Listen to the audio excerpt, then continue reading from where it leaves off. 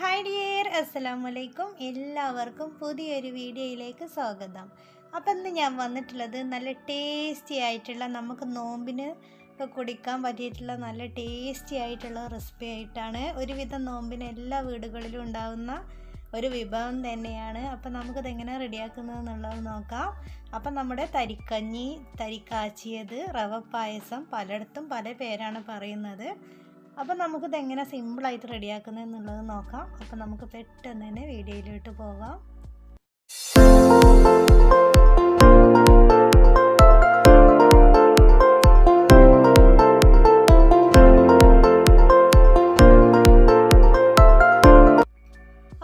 ഗ്യാസിൽ ചട്ടി വെച്ച് കൊടുത്തിട്ടുണ്ട്. ചട്ടി ചൂടായിട്ട് വന്നപ്പോൾ ഞാൻ ഒരു സ്പൂൺ മിൽമയുടെ നെയ്യാണ് ചേർത്ത് കൊടുത്തിട്ടുള്ളത്.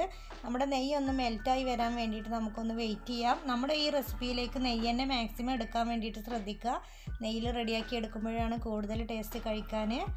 അപ്പോൾ ഇനി നമുക്കിതിലേക്ക് ഒരു 8 ചെറിയുള്ളി ഇതുപോലെ ചെറുതായി കട്ട് ചെയ്തെടുത്തതും കൂടെ ചേർത്ത് കൊടുക്കാം. ഇനി നമുക്കിത് ബ്രൗൺ കളർ ആവുന്നത് വരെ നല്ലതുപോലെ തന്നെ ഒന്ന് ഇളക്കി കൊടുക്കാം. ഇനി ബ്രൗൺ കളറായിട്ട് വരുമ്പോൾ നമുക്കിതിലേക്ക് കുറച്ച് അണ്ടിപ്പരിപ്പും മുന്തിരിയും കൂടെ ചേർത്ത് കൊടുക്കാം.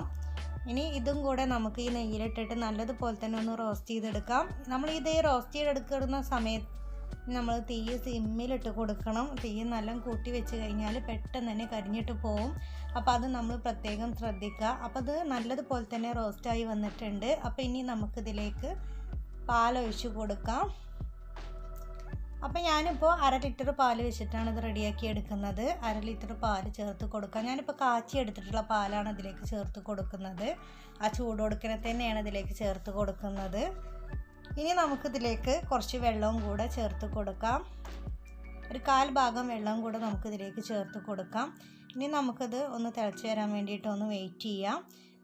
ഇനി നമുക്ക് നല്ലതുപോലെ തന്നെ ഒന്ന് ഇളക്കി കൊടുത്തിട്ട് മധുരത്തിന് ആവശ്യത്തിനുള്ള പഞ്ചസാര ചേർത്ത് കൊടുക്കാം. മധുരമൊക്കെ നമ്മൾ ചേർത്ത് കൊടുക്കുന്നത് നമ്മുടെ ഓരോരുത്തരുടെയും മധുരത്തിന്, ചിലർക്ക് കൂടുതൽ മധുരം വേണ്ടി വരും, ചിലർക്ക് കുറച്ച് മധുരം വേണ്ടി വരും.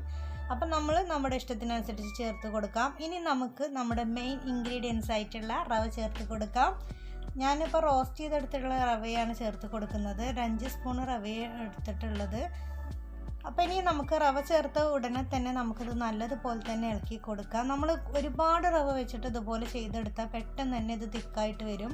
നമ്മളിപ്പോൾ ഇത് റെഡിയാക്കി എടുക്കുന്നത് ഗ്ലാസ്സിൽ ഒഴിച്ച് കുടിക്കേണ്ട രീതിയിലാണ് നമ്മളിത് റെഡിയാക്കി എടുക്കുന്നത്. അപ്പോൾ ഞാനിപ്പോൾ ഈ റെഡിയാക്കി എടുക്കുന്നത് 5 സ്പൂൺ റവ വെച്ചിട്ടാണ് ഇത് റെഡിയാക്കി എടുക്കുന്നത്. എങ്കിലും അത്യാവശ്യം നല്ല തിക്കായിട്ട് തന്നെ നമുക്കിത് കിട്ടും. അപ്പോൾ ഇനി നമുക്ക് ഈ പാലിൽ ഈ റവ നല്ലതുപോലെ തന്നെ ഒന്ന് വേവിച്ചെടുക്കാം. അപ്പോൾ എൻ്റെ ഈ ചാനൽ ആദ്യമായിട്ട് കാണുന്നവർ നിങ്ങൾക്ക് ഇഷ്ടപ്പെടുകയാണെങ്കിൽ സബ്സ്ക്രൈബ് ചെയ്യണം, ലൈക്ക് ചെയ്യണം, ഷെയർ ചെയ്യണം. ഇനി ബെൽ ബട്ടൺ എനേബിൾ ചെയ്യാൻ മറക്കരുത്.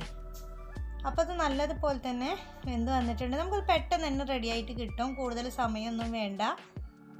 അപ്പോൾ ഏകദേശം ഇപ്പം നമ്മുടെ റവയൊക്കെ ഇതിൽ കിടന്നിട്ട് നല്ലതുപോലെ തന്നെ വെന്ത് വന്ന് തുടങ്ങിയിട്ടുണ്ട്. അപ്പോൾ ഇനി നമുക്ക് ഗ്യാസ് ഓഫ് ചെയ്യാം.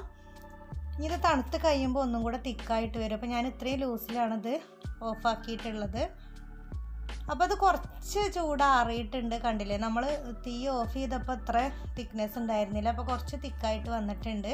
അപ്പോൾ നമ്മൾ റവ ഒരുപാട് ചേർത്ത് കൊടുത്താൽ തണുക്കും തോറും നല്ലതുപോലെ തന്നെ തിക്കായിട്ട് വരും. അപ്പോൾ നമുക്ക് കുടിക്കാനൊരു ടേസ്റ്റ് തോന്നില്ല.